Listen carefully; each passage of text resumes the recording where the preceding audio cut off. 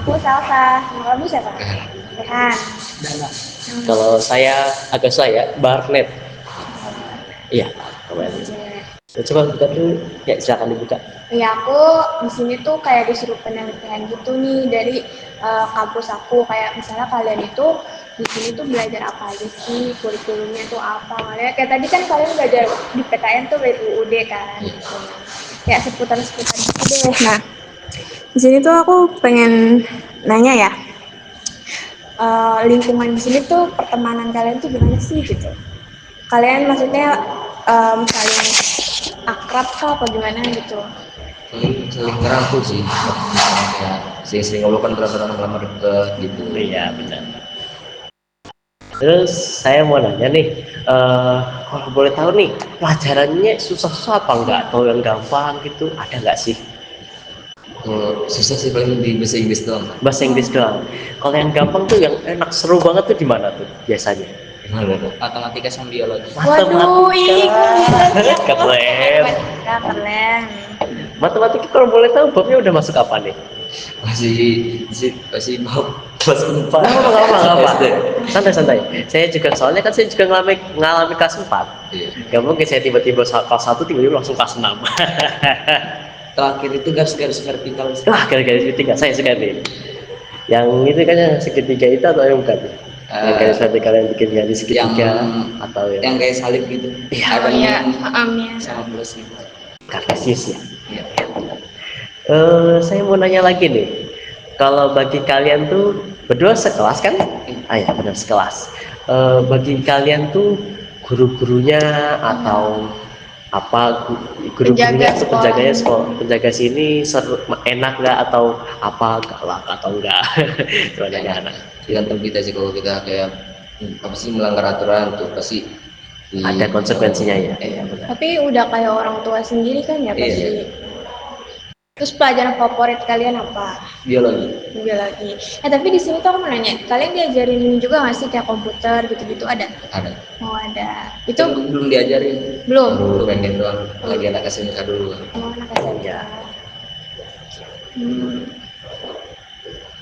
Terus kira-kira tuh kalian tapi pengen nggak sih kayak belajar tentang komputer gitu kayak Excel, Word gitu-gitu biar bisa nanti buat esai gitu. Bidang ke dalam komputer lebih ke dalam. Iya. Kayak membuka aplikasi-aplikasi yang untuk mengcoding, membuat dokumen, itu pengen apa enggak sih?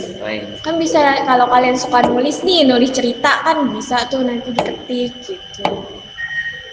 Tapi kan yang suka nulis gak? Terlalu suka sih. Iya. Ya. Kalau buat cerita fiksi ya senang pasti ya. Iya.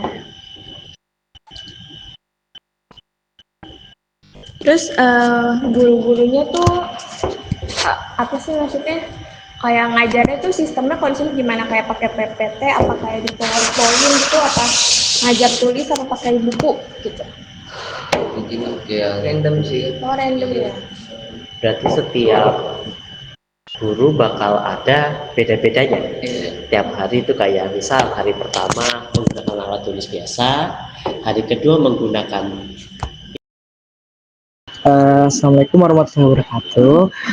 Halo Ibu, saya Muhammad Ilham Alfikri dari Universitas Negeri Jakarta. Di sini dengan Ibu siapa?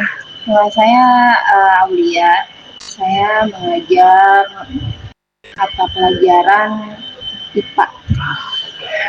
Oke Ibu, di sini saya ingin menanya gimana sih, apakah di sini prasarananya itu tersedia untuk sekolahnya? Untuk prasarananya sebenarnya tidak jauh beda dengan sekolah di luar ya. Prasarananya ya di sini juga ada semua karena apa ya, pemerintah juga aware sama sekolah ini.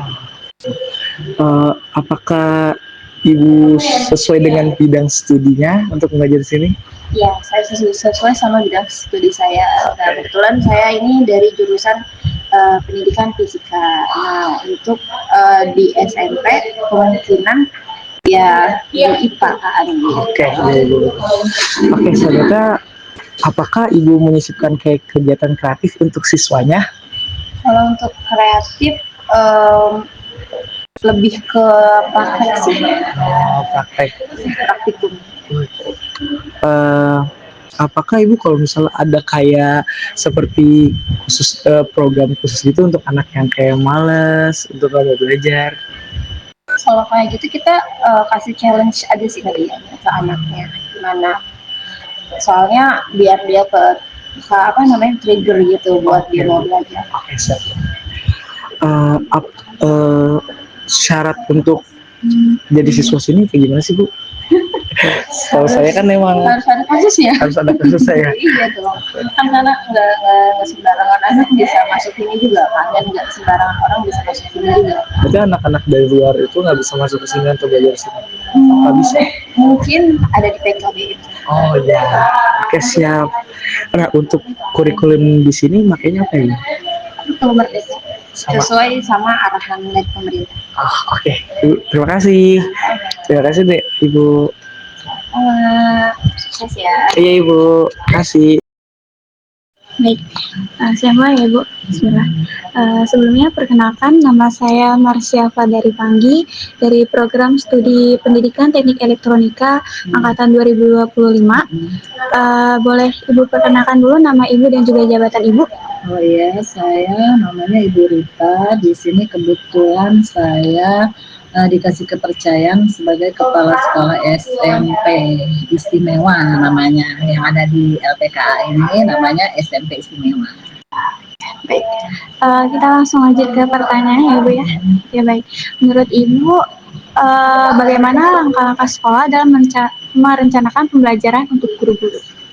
Nah, langkah sekolah untuk pembelajaran untuk guru-guru, maksudnya dengan cara mengikuti pelatihan, ya kan kalau untuk guru-guru ya, dengan cara mengikuti pelatihan di luar. Kan ada juga yang diselenggarakan oleh Dinas Pendidikan. Terkadang juga kita dari pihak sekolah mengundang pihak luar ya untuk mengadakan kegiatan pembelajaran atau ini bagi guru-guru, agar guru-guru kan maksudnya bisa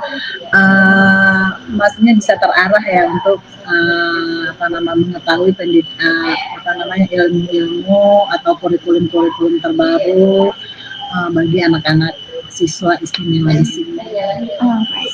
Nah, ngomong-ngomong tentang kurikulum, di sini itu menggunakan kurikulum apa ya Ibu? Ya.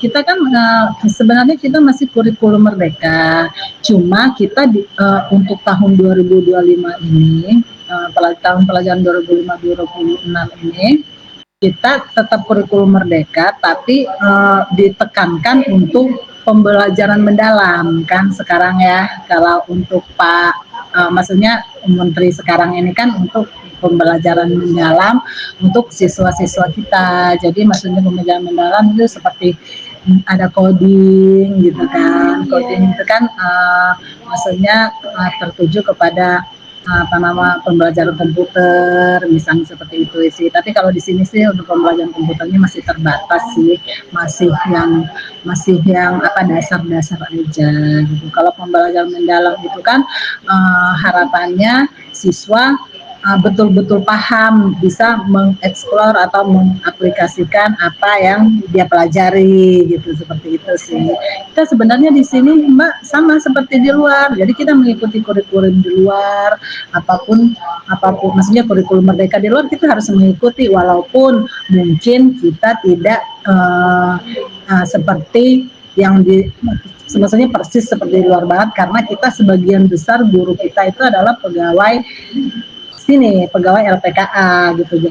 Jadi kan backgroundnya bukan guru gitu kan, tapi kita berusaha sebisa mungkin untuk mengikuti maksudnya apapun aturan-aturan tentang pendidikan yang ada di luar gitu kan. Jadi kan kita diarahkan dari Dinas Pendidikan Kota Tangerang seperti itu sih.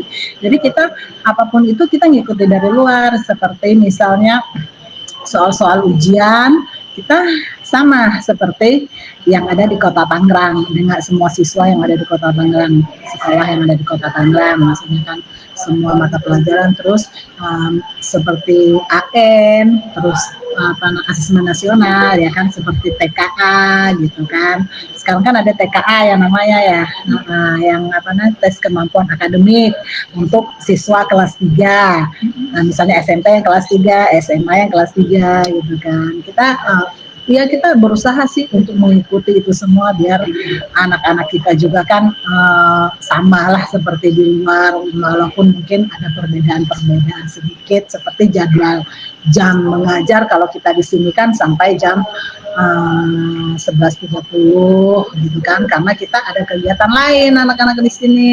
Jadi misalnya 11.30 itu selesai KBM gitu kan, mereka dilanjutkan dengan pengajian, ada pengajian kerjasama dari luar, terus nanti dilanjutkan sholat, nanti istirahat dan makan siang, nanti sore ada lagi kegiatan-kegiatan gitu ya. Nah, sebenarnya sih itu sebenarnya pembelajaran juga, tapi pembelajaran di luar kelas gitu kan. Tapi kalau pembelajaran di kelas itu sampai jam 11 atau jam 11.30 gitu. Selanjutnya pembelajaran di luar kelas sih seperti itu. Oh, baik, terima kasih. Nah, itu selanjutnya tadi kan Ibu menyinggung ada kerjasama. Nah, itu terkait kerjasamanya tuh ada kerjasama apa aja Ibu yang ada di sini? Oh, kerjasama. Kalau untuk kerjasama, kalau kita sih kalau untuk sekolah SMP istimewa sih kita mesti di bawah naungan Dinas Pendidikan Kota Tangerang ya kan. Tapi kalau kerjasama LPKA, bukan kerjasama SMP istimewa ya. Kerjasama LPKA ya banyak. Jadi ada kerjasama MOU tentang pengajian, tentang pelatihan kayak keterampilan seperti itu banyak. Seperti keterampilan membuat roti, terus menjahit, terus refleksi gitu macam-macam gitu kan. Terus ada juga tentang bukan pelatihan sih, tentang ke olahraga gitu kan, tentang pramuka, terus macam-macam. Jadi kita itu banyak kerjasama dari luar, mereka mengadakan kegiatan di sini, baik mahasiswa, LSM, terus anak sekolah juga sering ke sini gitu kan untuk kalau di luar itu anak sekolah ke sini, jadi mereka biar tahu maksudnya di sini LP ini seperti ini, walaupun di LP ini seperti ini. Jadi biar anak-anak sekolah itu juga paham loh gitu, kalau misalnya melakukan kejahatan itu, misalkan melakukan kejahatan itu ada konsekuensinya. Tapi di dalam juga kita nggak hanya seperti penjara yang menyeramkan, di dalam juga kan ada sekolahnya, ada pelatihannya, pokoknya macam-macam gitu, ada banyak kegiatannya seperti itu. Baik Ibu. Nah, pertanyaan terakhir, dari sekian banyak nih kan ada dia kan menyalurkan minat bakat juga kan Bu. Terus pembelajarannya juga seperti sekolah-sekolah lainnya, hanya saja kita di sini lebih tertutup. Nah, harapan Ibu ke depannya nih untuk anak-anak yang belajar di LPKH ini bagaimana Ibu setelah keluar dari sini? Oh, kalau kita sih setelah keluar dari sini sih kita besar harapan. Kalau di sini kan mereka masuk ke sini itu kan mereka mengikuti pembelajaran ya sekolah tingkat SD, SMP, SMA. Harapan kita sih setelah mereka lulus dari sini, mereka bisa melanjutkan pendidikannya lagi ya. Misalnya tamat SMP nih bisa melanjutkan ke SMA. Kalau udah tamat SMA bisa melanjutkan kuliah. Nanti dengan harapan mereka juga bisa diterima di masyarakat untuk bekerja. Seperti itu sih. Tapi sih kalau anak-anak sih biasanya sih mereka belum ada, walaupun mereka melakukan kesalahan ya, tapi di kantor polisi itu mereka masih nggak ada catatan khususnya kan, karena mereka masih dianggap anak-anak gitu kan. Jadi sih insya Allah mereka nanti misalkan mereka bisa daftar mau polisi atau mau daftar sekolah kedinasan atau daftar CPNS ya, insya Allah sih mereka masih diterima kan, karena kita maksudnya mereka bukan diterima sih, bisa mengikuti maksudnya ya kan, bisa mengikuti tes itu gitu ya, karena mereka kan masih dikategorikan umur anak-anak seperti itu sih. Harapannya sih mereka semangat aja mengikuti pendidikan di luar, mereka bisa melanjutkan pendidikan, insya Allah bisa sukses dan tidak mengulangi lagi perbuatan seperti ini, maksudnya perbuatan yang kurang baik gitu, seperti itu sih harapan kita sih seperti itu, karena kan pendidikan itu juga kan diamanahkan oleh pemerintah kan, dimanapun berada kan harus mengenyam pendidikan kan, pendidikan malah sekarang berapa 12 tahun ya kan, yang tadinya 9 tahun kan SD sama SMP, sekarang kayaknya sih udah 12 tahun harus ada tamat SMA kan, seperti itu sih. Ya harapan besar kita sih mereka bisa kerja, bisa sukses dan tidak mengulangi perbuatannya lagi seperti itu. Oke, baik Ibu, sudah. Terima kasih banyak Ibu atas waktunya untuk bisa diwawancarai. Ya sama-sama. Mohon maaf ya kalau ada kurang-kurang.